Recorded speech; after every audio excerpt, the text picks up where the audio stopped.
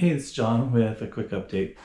I've been getting a little bit behind on doing product reviews and drone videos, but it's been raining quite a bit over the last few weeks or a few months, I guess, actually.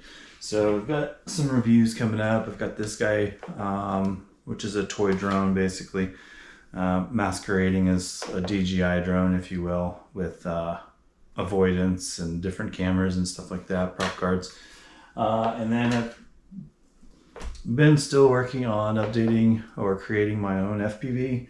I had too hot of a soldering iron, and so one of the pads lifted on the flight controller. So I have new ones to get going with that. So I kind of wanted to mention two things real quick, drone related. The first is DJI. So I have a Mini 2.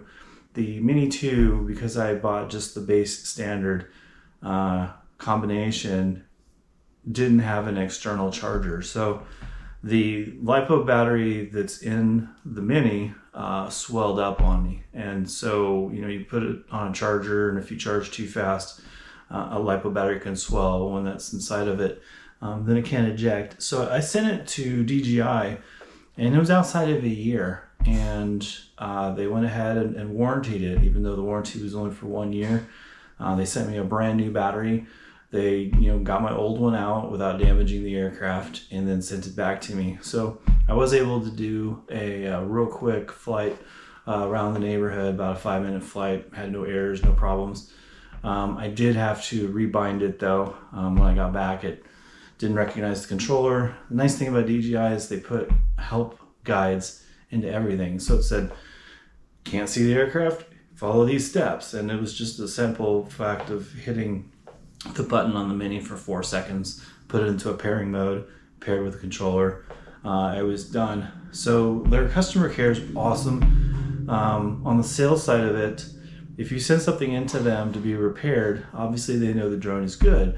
So they're going to send you an email back saying, hey, you can extend your warranty, your DJI Care. And it's $49 right now at this time of recording for one. It's $79 for 2 years. But they sent me the email before I had even got the drone back, and I had 72 hours. Well, shipping took like 84 to 96 hours. So I didn't want to renew coverage for what I didn't know would or would not work when I got it back. Because, shipping it to them, it can get damaged. Shipping it back, it can get damaged. So anyway, I sent them a follow-up email, and I said, hey, you sent me this, but I didn't want to extend my coverage without knowing if the drone's going to work when I get it back. Why spend $80 on a broken drone that's outside of warranty? And so they actually emailed me right back like a day or two later and said, hey, you now have another 72 hours. So since I got it back, the customer service was great. I went ahead and extended my DJI Customer Care for my Mini 2 for $79 for another 2 years.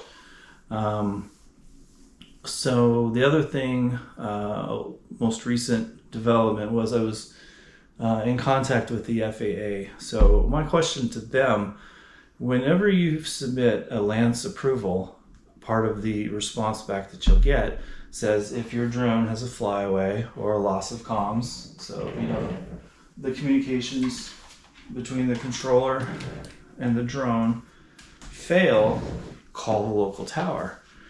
And so you can see here I've got 3 radios. So all 3 of these are VHF, right? So around 142 to 148 megahertz. That's 2 meter if you're an amateur radio. And so I went and got my ham radio license. So these 2 I can transmit with.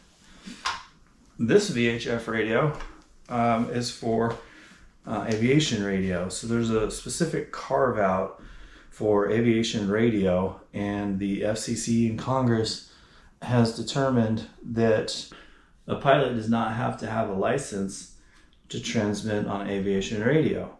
Now the FAA, to take that the next step, has here are the common types of traffic that are permissible or allowable, or what we encourage you to use aviation radio to communicate. Meteorological, so it's not uncommon if I turn this on to hear fixed wing pilots asking for the local weather. And so they'll get an updated weather report, because usually part of your pre-flight planning is to see what kind of weather you're going to be flying through. Because you'll have like cloud ceilings and things like that different types of pilots will have to plan around. And so my thought was, well, if I've got this and it can transmit, and you already want me to let the local tower know when there's a slight flight safety issue, why not just use this? And then the other advantage to using this is if there's a pilot nearby in a manned aircraft, he knows, hey, there's a runaway or headless, meaning no one's controlling it, drone in the vicinity. That might be useful. So the FAA guy who replied to me did not see it the same way. He said, and I'll quote, "No one at the FAA is comfortable with a drone pilot using aviation radio," which to me is a very odd position to take. They're about flight safety. I'm telling you, hey, there's a safety risk, and I'm making it actionable information that those who might be affected will get that in a timely manner. Because anyway, you can see where I'm going with that. But anyway, that's the most recent updates. I plan to fly Legato this week, maybe tomorrow. Probably won't do it Wednesday, and I'll try to throw the video up afterwards. So they've been doing a little bit of development on the third phase of Legato. Maybe this weekend, next week, I'll have product reviews on these toy drones. These are not going to compete with a Mini.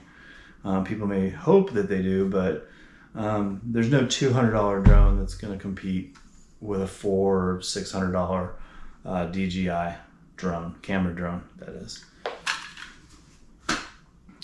So thanks for watching. Have a great day.